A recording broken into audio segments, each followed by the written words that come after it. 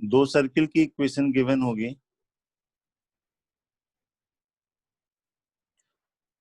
दोनों का सेंटर और दोनों का रेडियस निकाल लेना,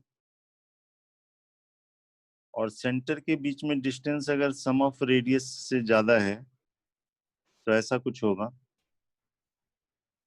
इस केस में अच्छा, दोनों सर्किल दिया रहेगा, दोनों का सेंटर रेडियस निकाल लेना। पहले का सेंटर मान लो C1 है, दूसरे का सेंटर C2 है। सेंटर के बीच में डिस्टेंस निकाल लेना। अगर सेंटर के बीच में डिस्टेंस सम ऑफ रेडियस से ज्यादा आ गया तो सर्किल ऐसे है, और इस केस में टोटल 4 कॉमन टेंजेंट होंगे। दो का नाम है ट्रांसवर्स, दो का नाम है डायरेक्ट। पिछले क्लास में हमने बात किया था method of finding equation of transverse tangent and direct tangent. Finding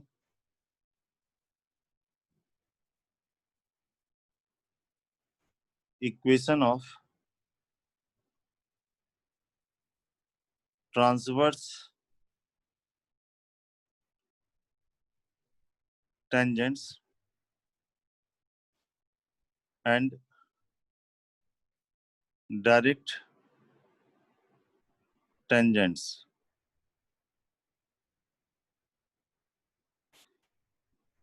transverse tangent ये वाले होंगे, तिरछे वाले।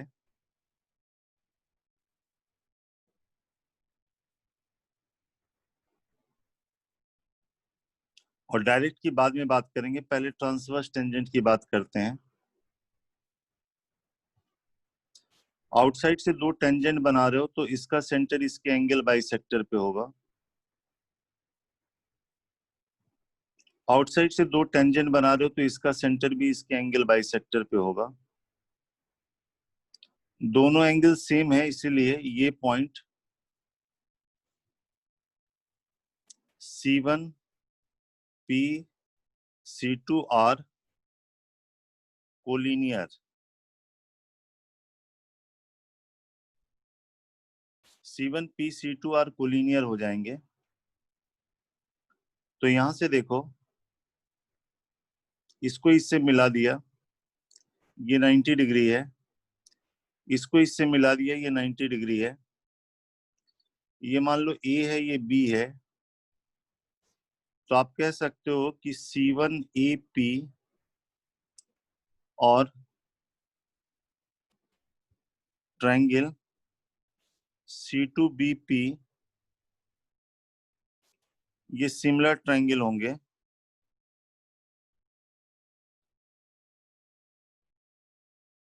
ये सिमिलर ट्रायंगल होंगे, क्यों होंगे?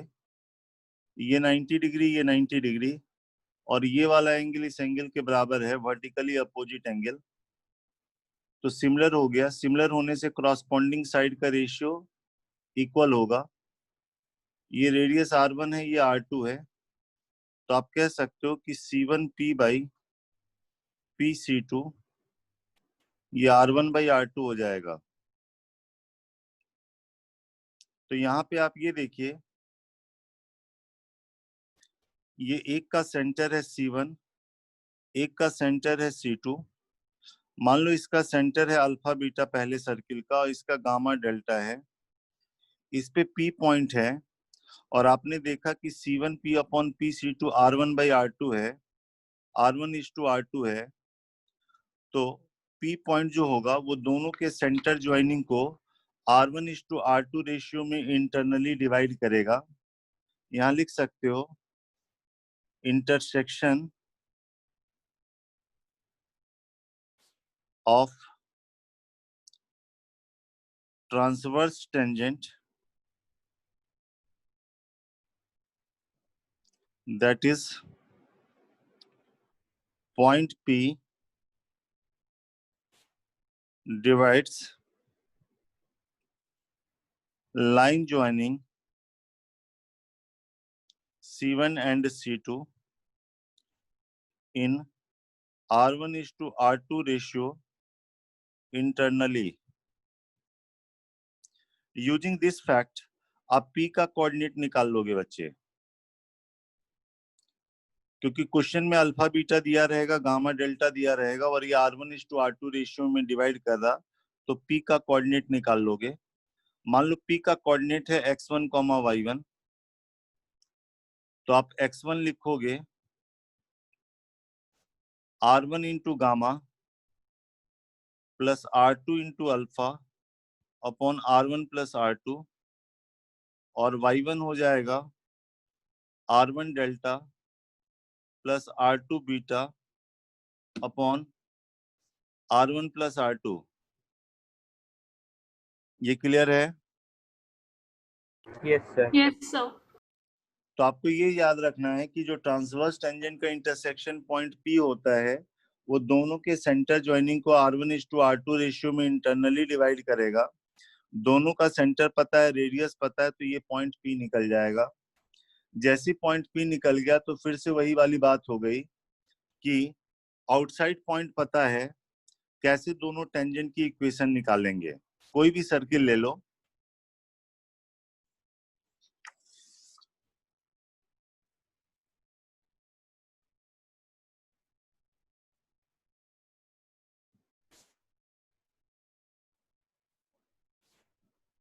ये सर्किल है पहला वाला, ये दूसरा वाला सर्किल है, और ये पॉइंट आपने निकाल लिया है। मान लो कि x1, y1, एक मिनट जरा,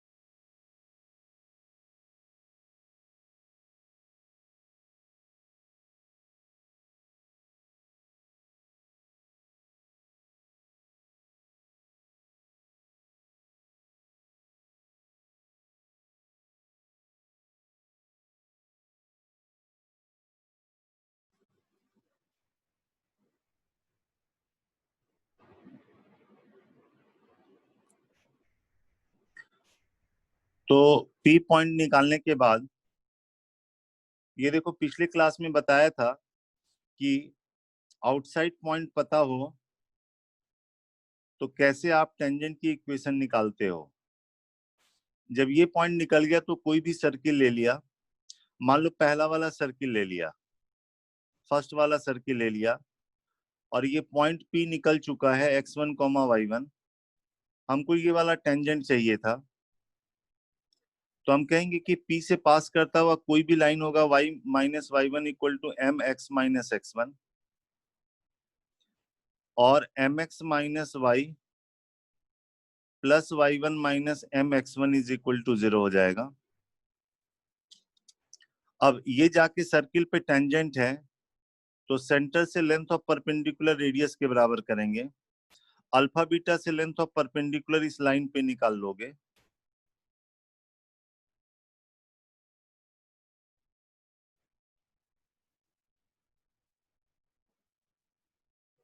और इसको इसके रेडियस के बराबर करेंगे।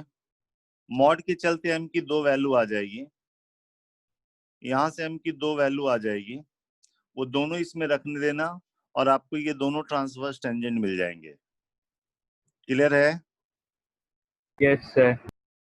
बस इसमें ये याद रखना है कि जो ट्रांसवर्स टेंजेंट का इंटरसेक्शन पॉइंट है वो दोनों के सेंटर ज्वाइनिंग को R1:R2 रेशियो में इंटरनली डिवाइड करता है। और जब डायरेक्ट टेंजेंट निकालोगे ना बच्चे, सेम तरीका रहेगा। बस क्या चेंज आता है ये देख लो। ये डायरेक्ट टेंजेंट है,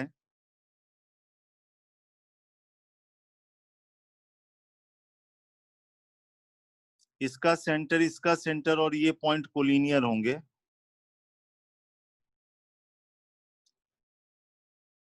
ये रेडियस R2 है, ये R1 है, ये यहाँ पे P डैश ले लिया, ये C1 C2 ले लिया और ये CD ले लिया। यहाँ पे आप कह सकते हो कि ट्रायंगल C1 P डैश और ट्रायंगल DC2 P डैश ये दोनों सिमिलर होगा बच्चे। क्यों सिमिलर होगा? ये 90 डिग्री, ये 90 डिग्री, ये तो कॉमन ही है। तो सिमिलर होने से क्रॉसपॉन्डिंग साइड का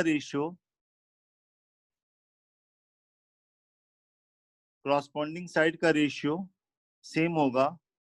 तो यहां से C1 P dash upon C2 P dash, this upon this, ये R1/R2 हो गया।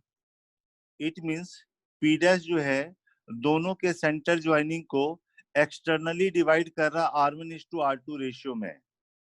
ये बात समझ में आई?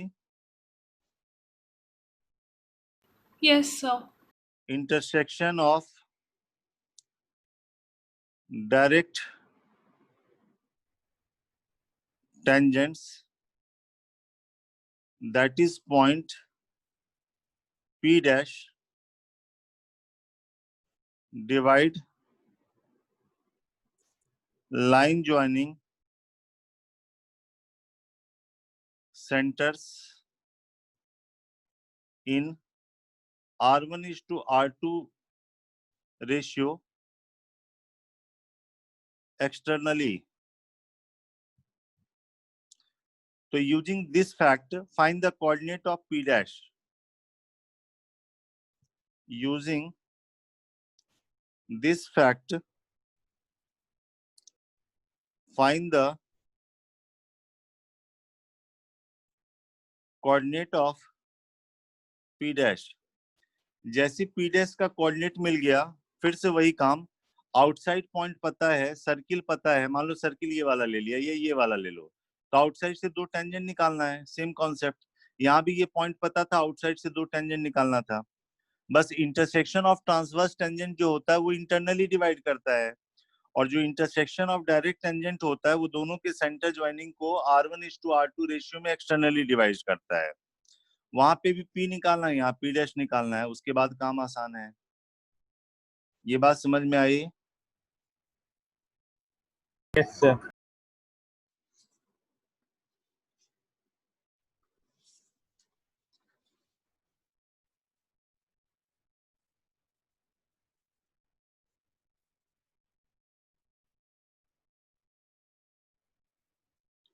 साथ साथ यहाँ पे अभी हम इस पे क्वेश्चन करेंगे, उससे पहले एक और थ्योरी बता दें कि ट्रांसवर्स टेंजेंट का लेंथ कैसे निकालते हैं, डायरेक्ट टेंजेंट का लेंथ कैसे निकालते हैं।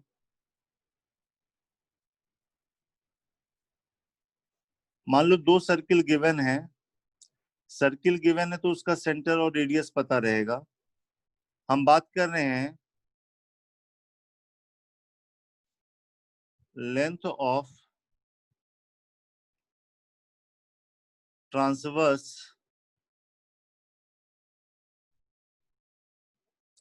टेंजेंट की।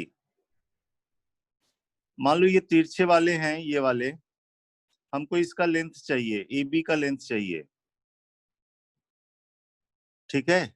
चाहे इधर वाला बोलो चाहे इधर वाला, दोनों का लेंथ सेम होगा। हमको ए बी का लेंथ चाहिए। ये इसका सेंटर है, इसको मिला दिया। ये इसकी रेडियस R1, ये 90 डिग्री। ये इसका सेंटर, इसको मिला दिया, ये 90 डिग्री।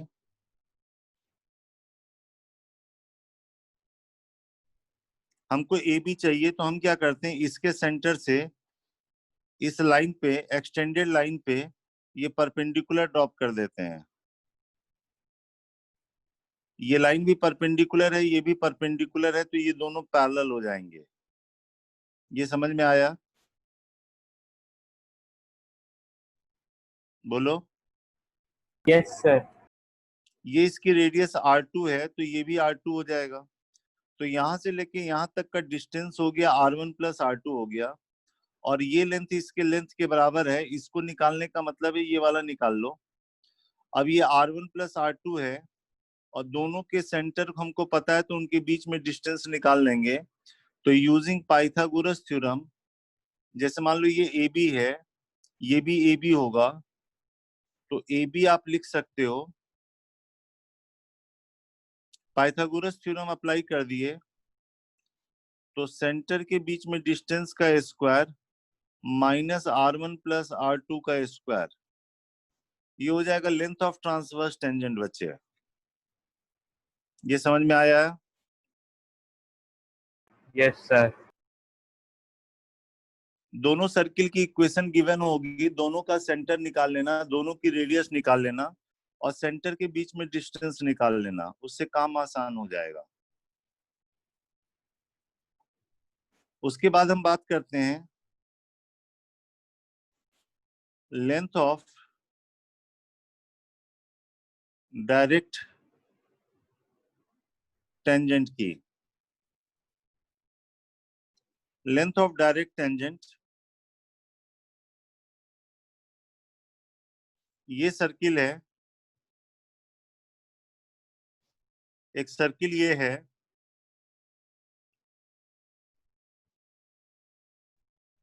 ये यहाँ पे टच कर रहा है, ये यहाँ पे टच कर रहा है, इसका लेंथ चाहिए, जिसको कह रहे हैं लेंथ ऑफ डायरेक्ट टेंजेंट। मान लो ये ए बी है, इसका सेंटर C1 है, इसका सेंटर C2 है। इसको इससे मिलाओगे, ये 90 डिग्री इसकी रेडियस R2। इसको इससे मिलाओगे, ये 90 डिग्री इसकी रेडियस R1।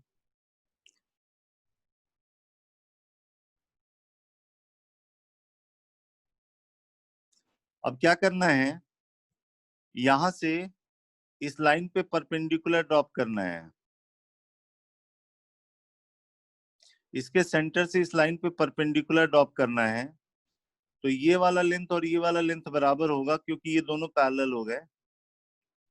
और यहां से लेके ये R1 है और ये R2 है, तो ये अगर R2 है तो ये वाला भी R2 होगा। तो ये वाला जो पार्ट होगा ना, ये वाला यहां से लेके यहां तक, ये हो जाएगा R1 माइनस R2 हो जाएगा बच्चे। तो इस ट्रायंगल में पाइथागोरस थ्योरम अगर अप्लाई कर दोगे, ये ए बी है तो ये भी ए बी है, तो ए बी हो जाएगा सेंटर के बीच में डिस्टेंस का square minus R1 minus R2 का स्क्वायर। आई बात समझ में? Yes sir. ये लेंथ ऑफ डायरेक्ट टेंजेंट हो गया, ये लेंथ ऑफ ट्रांसवर्स टेंजेंट हो गया। ध्यान रहेगा, डायरेक्ट वाले में आता Yes, R1 sir. Minus R2 का स्क्वायर, और ट्रांसवर्स वाले में R1 प्लस R2 का स्क्वायर होता है। दोनों सर्किल गिवन होगा, सेंटर निकाल लेना, रेडियस निकाल लेना, सेंटर के बीच में डिस्टेंस निकाल लेना, इसी फॉर्मूले को यूज कर लेना। ध्यान रहे, इसी का स्पेशल केस है कि अगर ये दोनों सर्किल एक्सटर्नली टच कर जाए, अगर ये दोनों सर्किल एक्सटर्नली टच कर जाए, और तब हमको डायरेक्ट टेंजेंट का लेंथ निकालना है। तो फॉर्मूला तो यही वाला है, बस क्या होगा कि सेंटर के बीच में जो डिस्टेंस होगा ना, वो सम ऑफ रेडियस के बराबर हो जाएगा बच्चे। तो ये आ जाएगा r1 प्लस r2 का square minus r1 minus r2 का स्क्वायर। तो यहां से आ जाएगा 2 times root under r1 r2। आई बात समझ में? when two circles touch each other externally, तो उस समय ये वाला फॉर्मूला हो जाएगा बच्चे।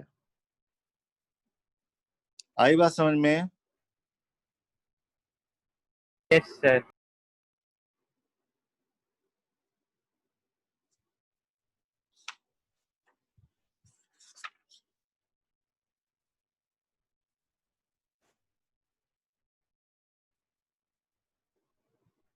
जैसे क्वेश्चन ये आया था, एक सर्किल ये है, इसकी रेडियस a है, एक सर्किल ये है, इसकी रेडियस b है, एक लाइन है जो कि इस पे टेंजेंट हो रही है,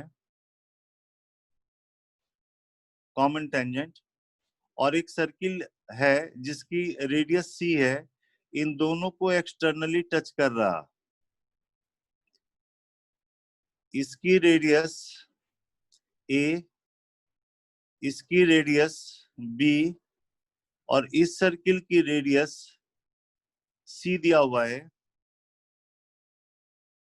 अभी रिसेंटली एग्जाम में आया था। तो find c in terms of a and b।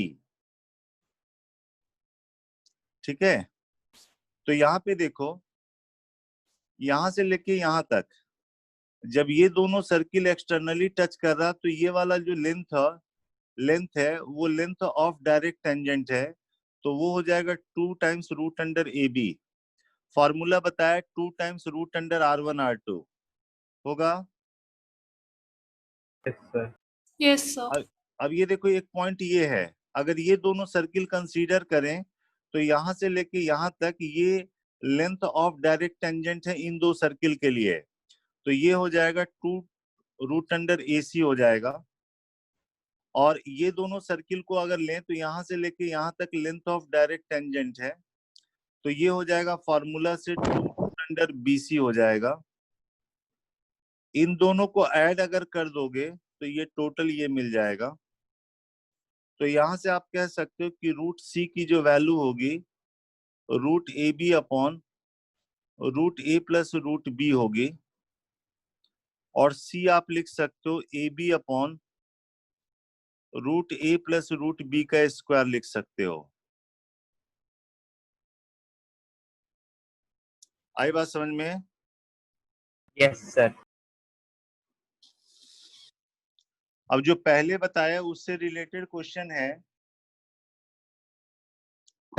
एक सब्जेक्टिव क्वेश्चन आया था पहले, 10 मार्क्स का आया था, जिस समय कम क्वेश्चन पूछे जाते थे।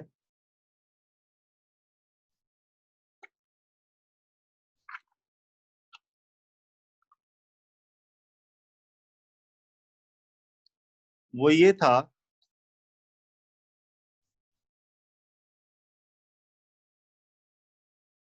T1 T2 are tangent drawn from -2, 0 onto the circle। एक सर्किल लिया गया, X square plus Y square equal to 1 लिया गया।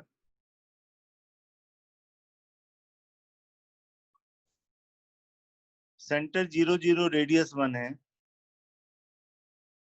और ये -1, 0 हुआ, ये 1, 0 हुआ। यहाँ पे कोई पॉइंट लिया गया -2, 0। यहां से इस पे जो टेंजेंट बनाया गया वो बनाया गया T1 T2। ठीक है, determine the circle touching C and, ये सर्किल C है, इस सर्किल का नाम C है। तो determine the circle touching C and having T1 T2 as pair of tangent. आपको वो सर्किल निकालना है जो कि इसको भी टच करे और T1 T2 को भी टच करे। एक पॉसिबिलिटी यहाँ पे होगी और एक पॉसिबिलिटी यहाँ पे भी होगी, जो सर्किल को भी टच करे और T1 T2 को भी टच करे। तो ये दोनों सर्किल निकालना है। उसके बाद आपको निकालना है further find equation of all possible common tangent to this circle when taken two at a time। जब ये तीनों सर्किल निकल जाएगा तो दो दो सर्किल लेके जो पेयर ऑफ टेंजेंट की इक्वेशन होगी, कॉमन टेंजेंट की इक्वेशन, कॉमन टेंजेंट की इक्वेशन जो होगी taken two at a time, वो निकालना है। क्वेश्चन क्लियर है बच्चे? Yes, sir. -2,0 से इस पे दो टेंजेंट बनाया गया है। तो पहला काम, आउटसाइड से दो टेंजेंट की इक्वेशन निकाल सकते हो, दोनों टेंजेंट की इक्वेशन निकाल सकते हो बच्चे। आपको सर्किल निकालना जो कि T1 को भी टच करे और T2 को भी टच करे और सर्किल C को भी टच करे। एक इधर होगा, सेम लॉजिक से इधर भी होगा। पहले ये दोनों सर्किल निकालो, ट्राई कीजिए। यहाँ डायग्राम से भी निकाल सकते हो। लाइन की इक्वेशन T1 T2 की अगर इक्वेशन निकालनी है, स्लोप चाहिए बस।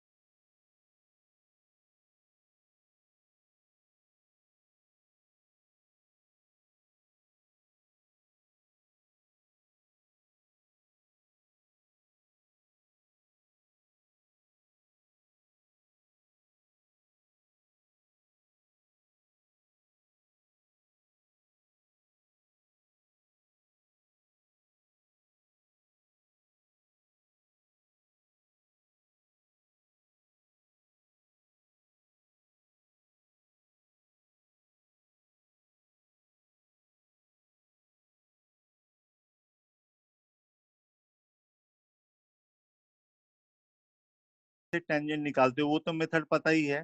सेकंड मेथड देख लो जरा, आसान मेथड। इसको जब आप इससे मिलाओगे, ये 90 डिग्री है बच्चे, Yes, sir. ये इसकी रेडियस 1 है। Sir.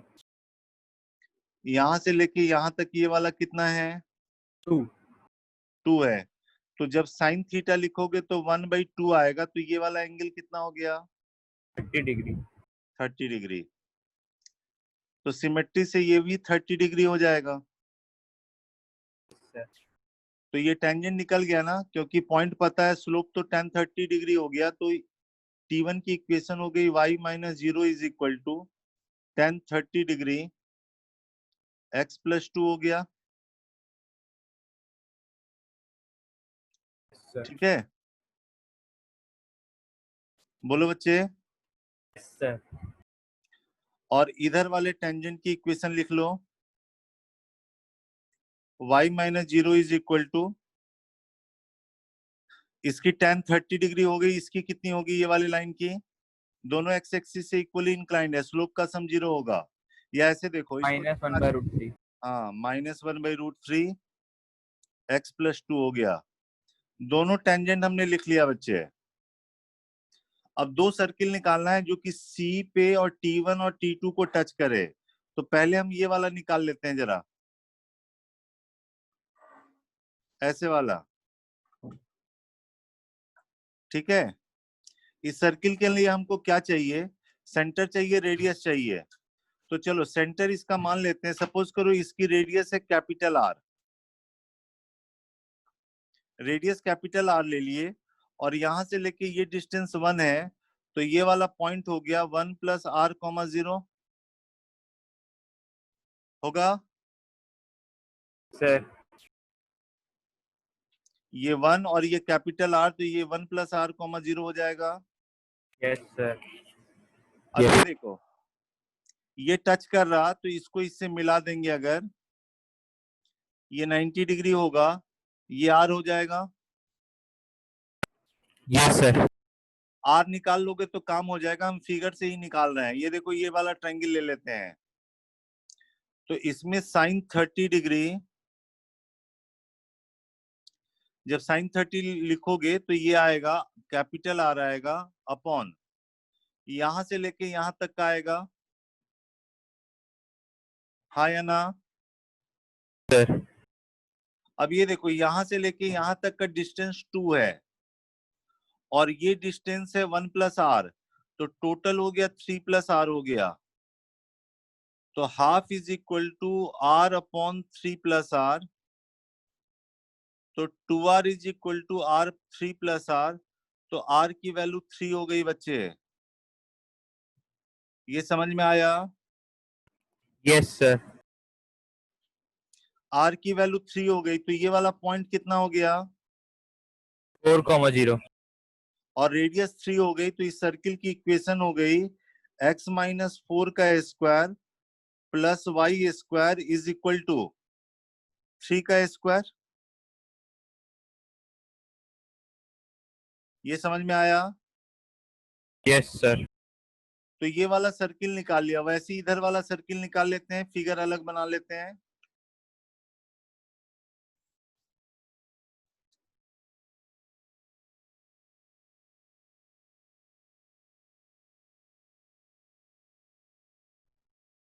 फिगर अलग बना लेते हैं।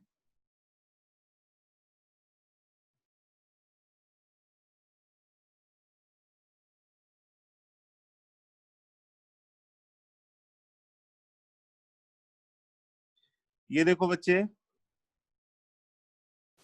ये सर्किल था X square plus Y square equal to 1।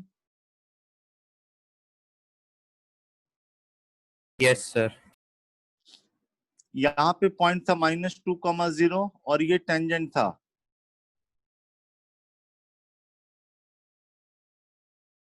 ये T1 था, ये T2 था, और ये वाला 30 डिग्री था। तो यहाँ पे एक सर्किल होगा जो कि T1 और T2 को टच करेगा और इसको भी टच करेगा। सपोज करो इसकी रेडियस हम r मान लेते हैं, स्मॉल r। यहां से लेके यहां तक का डिस्टेंस 1 था, तो सेंटर के कोऑर्डिनेट, चूंकि ये वाला डिस्टेंस 1 प्लस आर हो गया, तो इसके कोऑर्डिनेट हो जाएंगे -1 प्लस आर, चूंकि x निगेटिव है। यहां से लेके यहां तक का डिस्टेंस तो 1 प्लस आर हो गया, तो इसका कोऑर्डिनेट ये लिख लिया। ठीक है, बोलो। Yes sir. ये इसको टच कर रहा, तो इसको इससे मिला दिया। ये 90 डिग्री है, ये आर है, और ये 30 डिग्री है। तो जब साइन 30 डिग्री लिखोगे तो ये आएगा स्मॉल आर बाई, यहां से लेके यहां तक का डिस्टेंस आएगा बच्चे। अब ये देखो यहां से लेके यहां तक का डिस्टेंस 2 है, और यहां से यहां तक का डिस्टेंस 1 प्लस आर है, तो ये डिस्टेंस हो जाएगा 2 माइनस 1 प्लस आर, माइनस तो 1 माइनस आर आ जाएगा, और साइन 30 तो हाफ है, तो 2r is equal to 1 minus R, तो 3r 1 के बराबर, तो r की वैल्यू 1/3 के बराबर। आई बात समझ में? Yes sir. अब ये देखो r निकलने के बाद इसका सेंटर निकल गया -4/3,0, तो रिक्वायर्ड सर्किल हो गया x प्लस 4/3 का square plus Y square is equal to 1/9।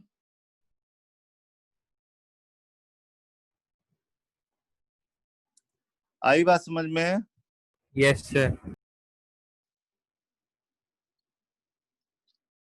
Excuse me sir.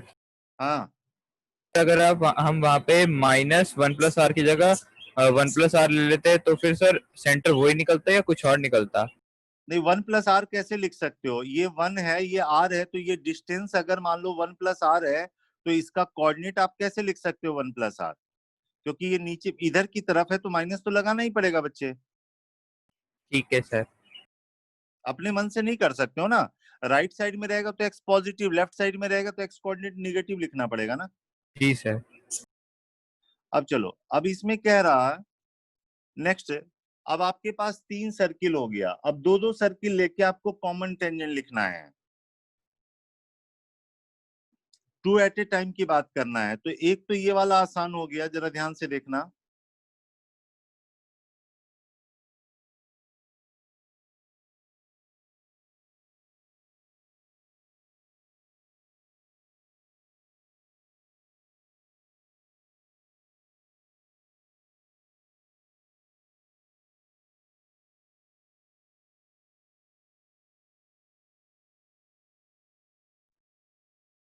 एक तो सर्किल हमारा ये निकल गया था,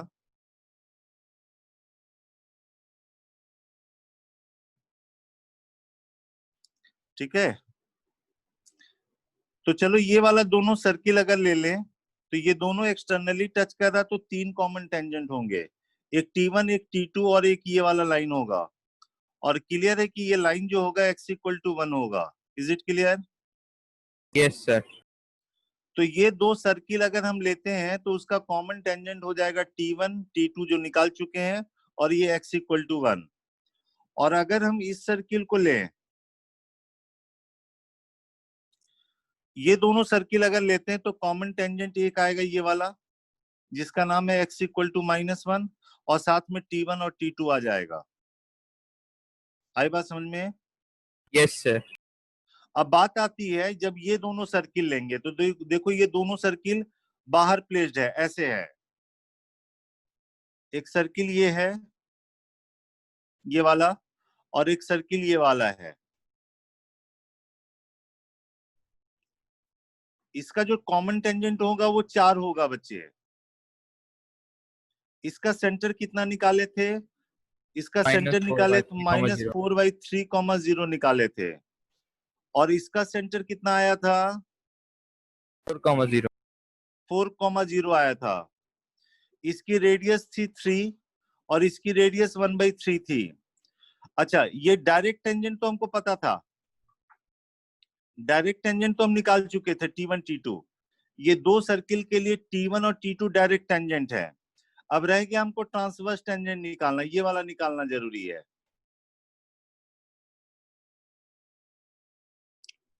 ठीक है, तो ये ट्रांसवर्स टेंजेंट का इंटरसेक्शन पॉइंट हो गया, कंफर्म है। ये जो ट्रांसवर्स टेंजेंट का इंटरसेक्शन पॉइंट होगा ये एक्स एक्सिस पे ही होगा, तो y कोऑर्डिनेट 0 होगा, इसलिए इसको α,0 ले लिया।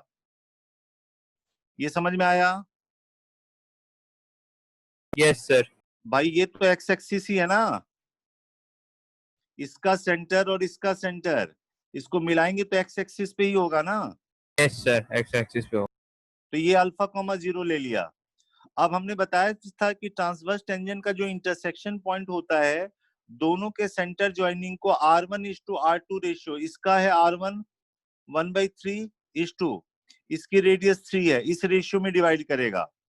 यानी ये डिवाइड कर रहा 1:9 रेशियो में डिवाइड कर रहा। तो अल्फा निकाल लेते हैं इस फैक्ट का यूज करके। तो अल्फा हो जाएगा 1 × 4 + 9 × -4/3 अपॉन 10 हो जाएगा। आया समझ में? Yes sir. तो अल्फा आ जाएगा कितना, ये इसको कैंसिल करो, 4 -8/10 -8/10 हो गया ना, तो सर। -4/5 हो जाएगा। Yes sir. अब ये पॉइंट निकल गया बच्चे। अब आपको ये वाला ट्रांसवर्स टेंजेंट निकालना है, ये आउटसाइड पॉइंट पता चल गया, और आपको ये दोनों टेंजेंट निकालना है।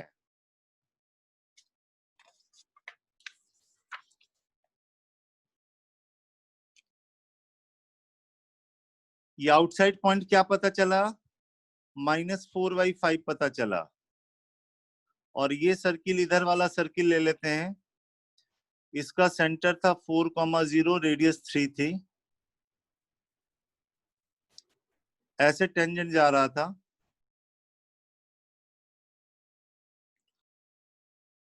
तो हम कहेंगे -4,0 से जो भी लाइन पास करेगा उसकी equation y - 0 is equal to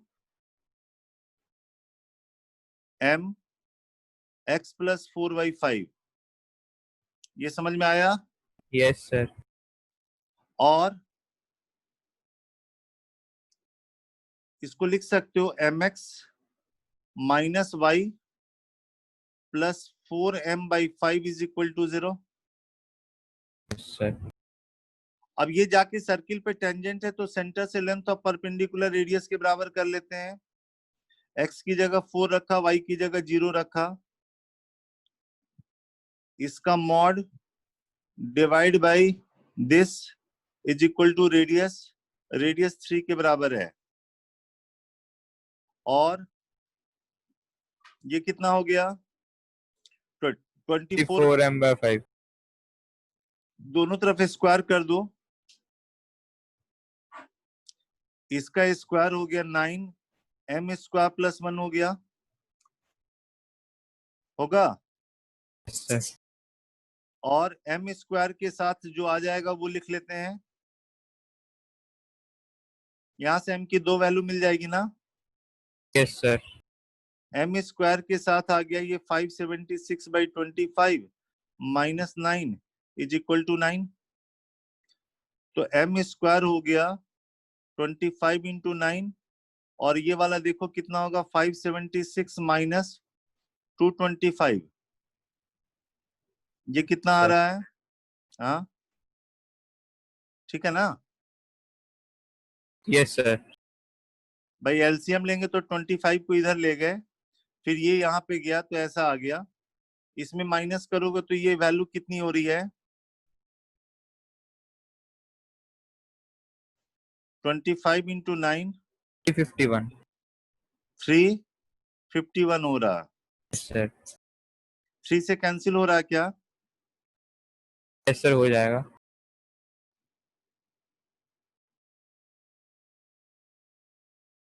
ऐसे कुछ सर 3 से यही है। 3 से भी ये भी कैंसिल हो रहा,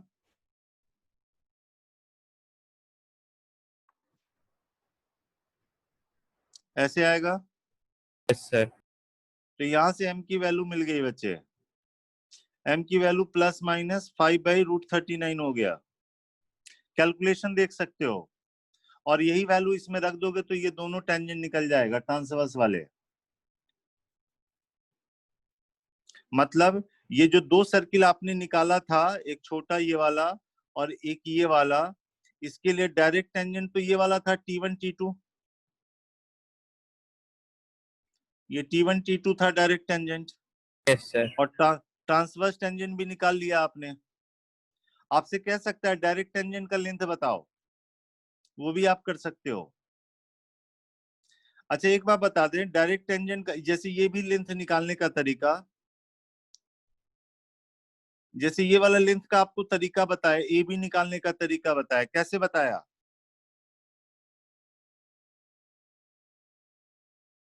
कैसे निकाला फॉर्मूला डायरेक्ट टेंजेंट का?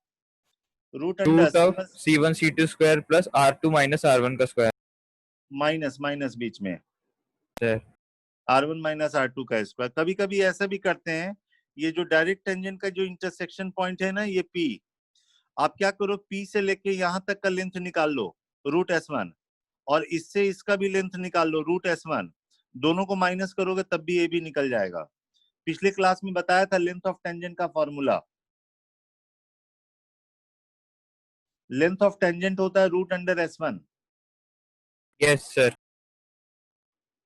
उससे भी कर सकते हो।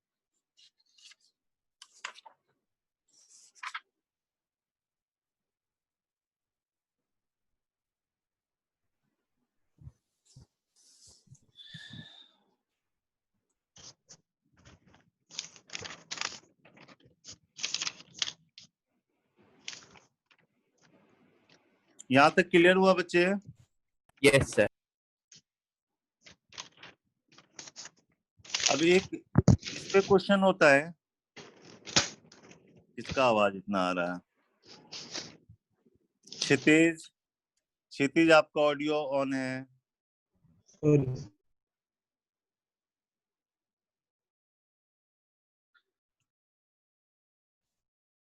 एक होता है एंगल बिटवीन कर्व होता है बच्चे,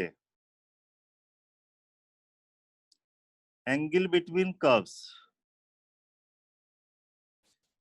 जैसे ये दो कर्व है, ये दो कर्व के बीच में हम एंगल डिफाइन करते हैं, angle between tangent at point of intersection. इस पॉइंट पे हम इस पे टेंजेंट बनाएंगे और इस कर्व पे भी टेंजेंट बनाएंगे। एंगल बिटवीन कर्व का मतलब होता है angle between tangent at point of intersection. आई बात समझ में? यस। एंगल बिटवीन कर्व का मतलब ओब्वियस है एक्यूट एंगल, दूसरा एंगल अपने आप निकल जाएगा। Angle between tangents at point of intersection.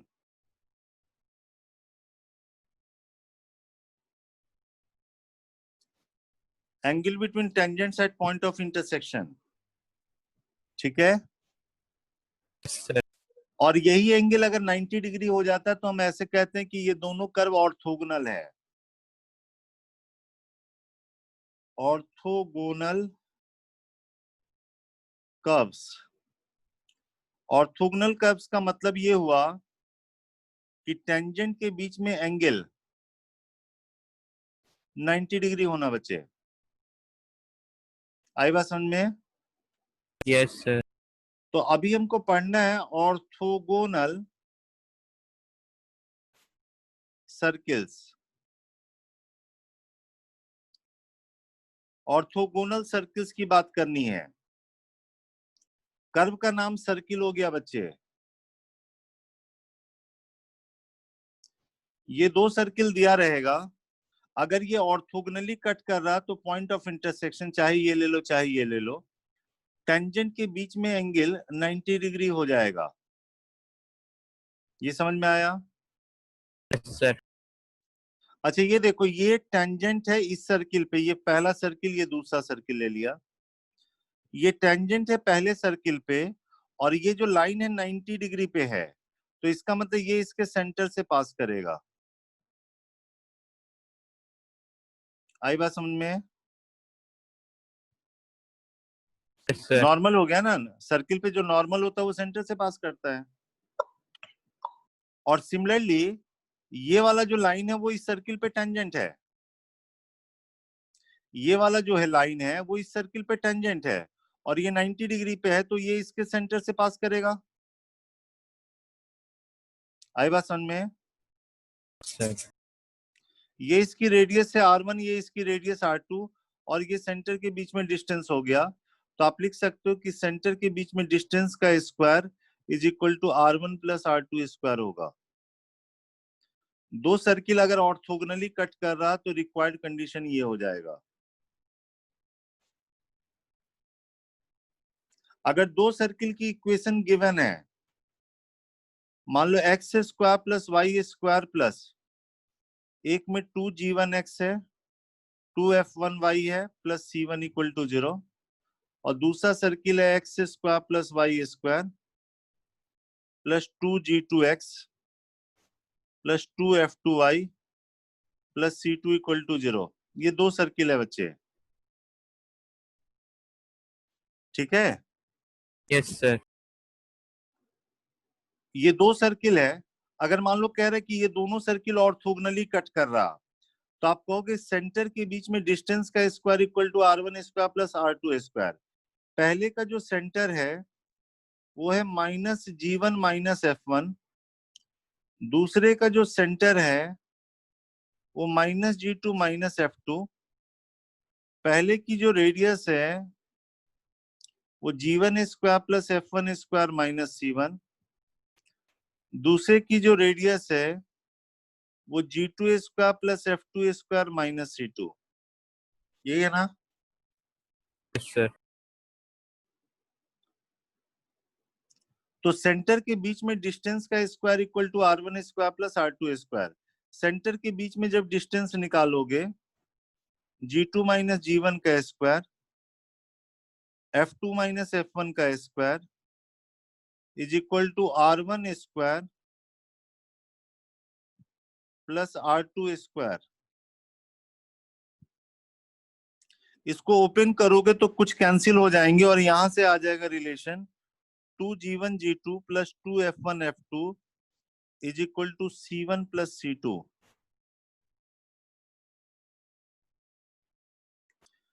इसका स्क्वायर को ओपन करोगे तो g1 स्क्वायर g2 स्क्वायर आएगा, वो कैंसिल होगा। माइनस 2g1 g2 बचेगा, माइनस 2f1 f2 इसमें बचेगा, माइनस c1 माइनस c2 एक तरफ ले आओ, ये रिलेशन आ जाएगा। अगर दो सर्किल इक्वेशन दी हुई है और कह रहा है कि दोनों ऑर्थोगोनली कट कर रहा है तो डायरेक्ट ये कंडीशन अप्लाई कर दोगे 2g1 g2 plus 2f1 f2 equal to c1 plus c2। आई बात समझ में?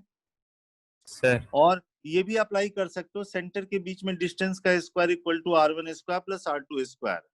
और तीसरी बात हम याद रखते हैं, ये देखो, अगर दो सर्किल ऑर्थोगोनल कट करता है, एक्चुअली ये यहां से लेंथ ऑफ टेंजेंट है, इसके सेंटर से इस सर्किल पे ये लेंथ ऑफ टेंजेंट है, वो इसके रेडियस के बराबर है। और इसके सेंटर से इस सर्किल पे जो लेंथ ऑफ टेंजेंट है वो इसके रेडियस के बराबर है। ये वाला पार्ट क्या है? Length of tangent drawn from centre of circle 1 to circle 2, और ये इक्वल है इसके रेडियस के। In same way length of tangent drawn from centre of circle 2 to circle 1 is equal to radius of this circle. ये तीसरा point याद रखोगे। तीसरा पॉइंट क्या है? Length of tangent drawn from centre of circle 1 to circle 2 is equal to radius of circle 1 and vice versa. ये समझ में आया? Yes sir. जब भी दो सर्किल ऑर्थोगोनली कट करेगा तो ये तीन पॉइंट हम याद रखेंगे बच्चे। और एंगल बिटवीन टू कर्व का क्या मतलब हुआ? Angle between tangent at point of intersection. बाद में हम सर्किल के बीच में एंगल निकालना भी बताएंगे आपको। अभी फिलहाल दो सर्किल ऑर्थोगोनल है तो क्या कंडीशन है वो आपको ध्यान में रखना है।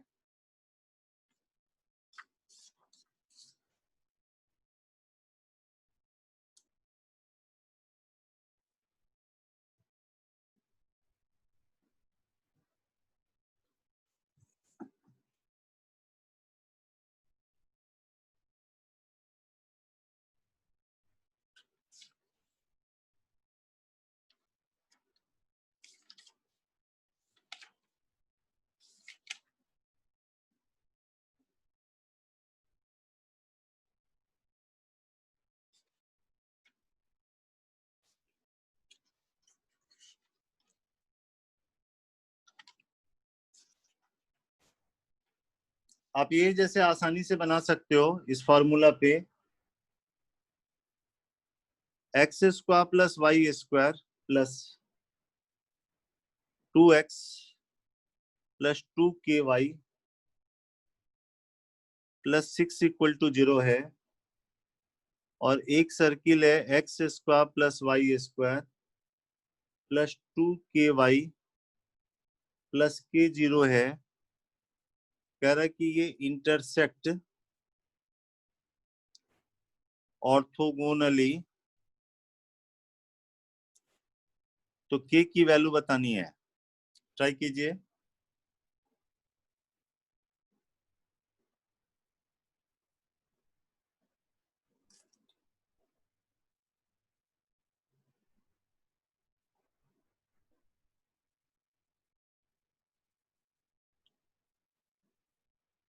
दो सर्किल ऑर्थोगोनली कट कर रहा, तो 2G1G2 plus 2F1F2 is equal to C1C2 apply करोगे।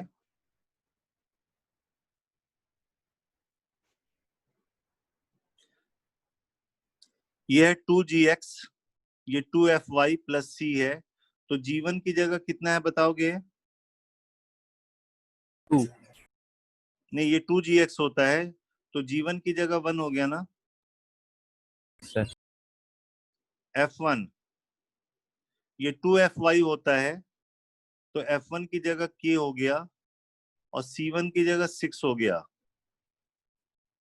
G2 सेकंड वाले में X का टर्म नहीं है, तो ये खत्म हो गया, और F2 हो जाएगा K के बराबर और C2 हो जाएगा K के बराबर। तो 2G1G2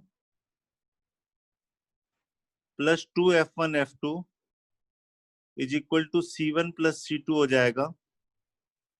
तो 2K square minus K minus 6 equal to 0। तो K की value 1 plus minus 1 plus 48/4, 1 plus minus 7/4, तो एक वैल्यू 2 आ जाएगी, एक माइनस 3/2 हो जाएगी। Is it clear? Yes sir. Second question ले लेते हैं।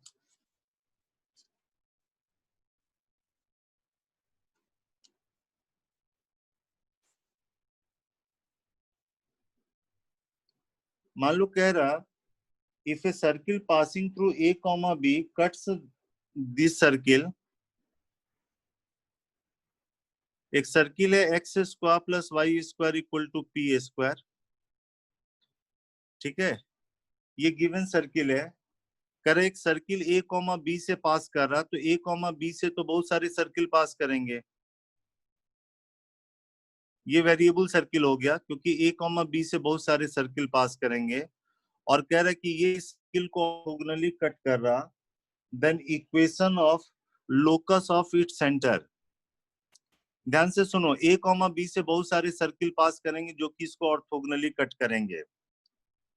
तो जैसे हमने ये सर्किल बनाया तो सेंटर यहाँ पे है, कोई दूसरा सर्किल बनाता तो उसका सेंटर कहीं और होता, तो इसीलिए क्वेश्चन में कह रहा फाइंड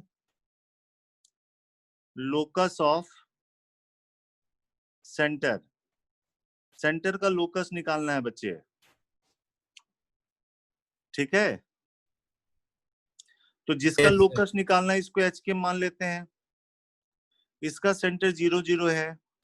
अब ये दोनों सर्किल अगर ऑर्थोगोनली कट कर रहा, तो सेंटर के बीच में जो डिस्टेंस है उसका square is equal to R1 square plus R2 square, इसका रेडियस का स्क्वायर हो गया H माइनस ए का स्क्वायर K माइनस बी का स्क्वायर, ये R1 स्क्वायर हो गया और R2 स्क्वायर हो गया P स्क्वायर के बराबर, हाँ या ना?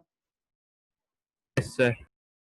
और ये H square plus K square यहां से आ गया H square plus A square minus 2AH, K square B square minus 2BK plus P square,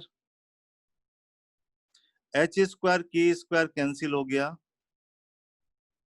अब लोकस के लिए क्या करते हैं, HK को XY से रिप्लेस कर देते हैं, hence locus is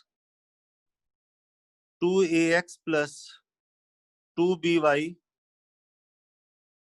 minus A square plus B square plus P square is equal to 0।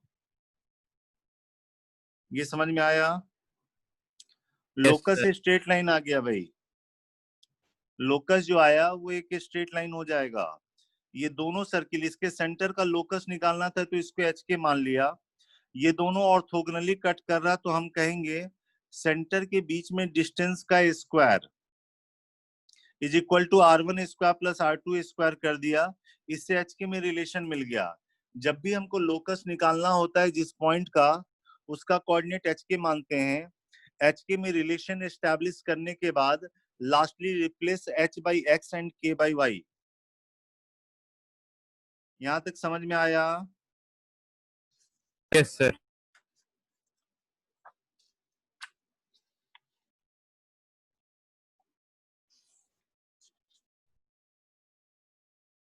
Advance में अभी रिसेंटली पूछा था,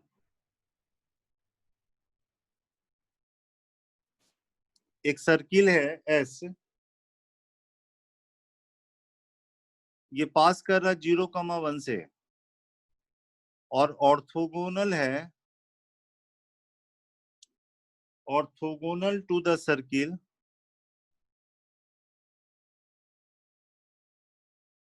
x-1 का square plus y square is equal to 16 and x square plus y square is equal to 1, ये दोनों पे orthogonal है। तो रेडियस ऑफ सर्किल S बताना है, सेंटर ऑफ सर्किल S बताना है। ये सर्किल S है पासिंग थ्रू 0,1 है।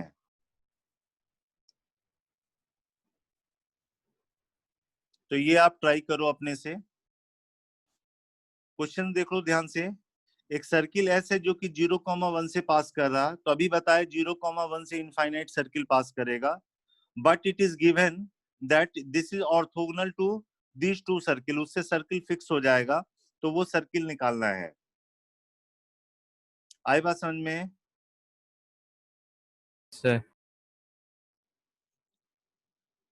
आप ऐसे भी बना सकते हो, सर्किल की इक्वेशन ले लिया है ना, जैसे ये देखो क्या क्या रिलेशन हो जाएगा। मान लो रिक्वायर्ड सर्किल ये वाला है, जस्ट एग्जांपल, जनरल सर्किल से भी बना सकते हो।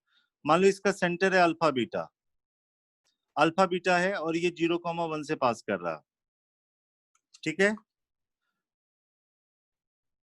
अब ये जो सर्किल है ये इसके ऑर्थोगोनल है, तो इस सर्किल का जो सेंटर है दूसरे वाले का, उसका सेंटर है 1,0 और रेडियस इसकी 4 है। तो पहला रिलेशन क्या होगा, सेंटर के बीच में डिस्टेंस का स्क्वायर कितने के बराबर, बोलो, नहीं सुन रहे हो?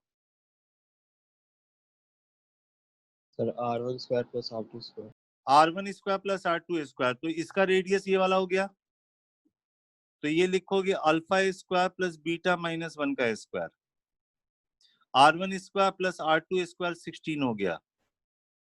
इसको ओपन करो तो alpha square beta square cancel हो जाएगा, यहाँ पे आ जाएगा -2 अल्फा बचेगा प्लस 1 बचेगा, और इसमें बचेगा -2 बीटा प्लस 1 बचेगा, प्लस 16 आएगा।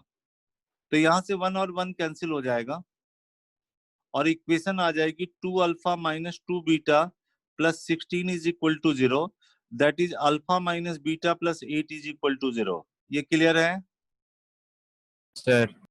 सिमिलरली ये ऑर्थोगोनल है इस सर्किल के भी, x square plus Y square equal to 1 के भी, तो इसका तो सेंटर 0 0 है, तो ऑर्थोगोनल है, तो सेंटर के बीच में डिस्टेंस का स्क्वायर, अल्फा बीटा और इसके बीच में डिस्टेंस का square equal to R1 square, R1 square तो यही था, प्लस R2 स्क्वायर, ये 1 हो गया। इसको ओपन करोगे, alpha square beta square cancel होके यहाँ पे आएगा -2 बीटा प्लस 1 तो 2 हो जाएगा, तो 2 बीटा की वैल्यू 2 हो गई, तो बीटा की वैल्यू 1 हो जाएगी, हाँ या ना? Yes sir. और बीटा 1 हो जाने से अल्फा कितना हो जाएगा, -7। बीटा अगर 1 हो गया तो अल्फा -7 हो जाएगा ना। सर तो सेंटर ऑफ रिक्वायर्ड सर्किल हो गई -7,1 हो गया बच्चे, और रेडियस इसकी हो गई, जब ये सेंटर निकल गया -7,1, तो रेडियस निकल जाएगा -7,0 का स्क्वायर 49 हो गया, और वो 1 - 1 का स्क्वायर 0 हो गया, तो यहाँ से रेडियस 7 आ जाएगा बच्चे, ठीक है। Yes sir. तो ये मोर देन वन चॉइस में एडवांस में क्वेश्चन में आया था, 2 ऑप्शन में एक रेडियस लिखा हुआ था, एक में सेंटर लिखा हुआ था। यहाँ तक क्लियर है? Yes sir. चलिए यहाँ तक रिवाइज कीजिए, फिर नेक्स्ट क्लास में डिस्कस करेंगे। और कोई एक बच्चा कोई क्वेश्चन भेज रहा है, वो अलग अलग चैप्टर का है, गलती से उसमें डाला हुआ है, इसलिए उसके लिए परेशान ना हो। Okay sir. उसमें रॉल्स थ्योरम के भी एक क्वेश्चन डाल दिए गए हैं, फंक्शन के सर। भी डाले हुए हैं, इसलिए परेशान ना हो उसके लिए। जी सर। बाकी आप ट्राई करते रहो। Okay sir. Okay, Thank you, sir. Thank you sir. Thank you. Thank you, sir.